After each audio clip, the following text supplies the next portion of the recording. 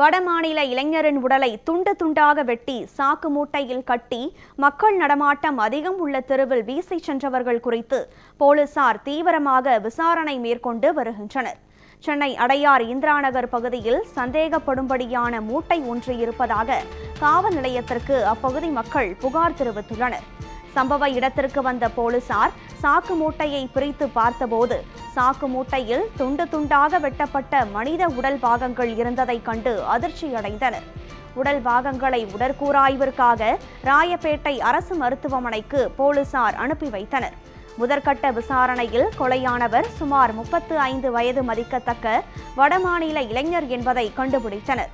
கொலையான நபர் யார், அவரை கொலை செய்து உடலை இந்திராநகர் பகுதியில் வீசி சென்றவர்கள் யார் என்பது குறித்து போலீசார் விசாரணை மேற்கொண்டு வருகின்றனர்.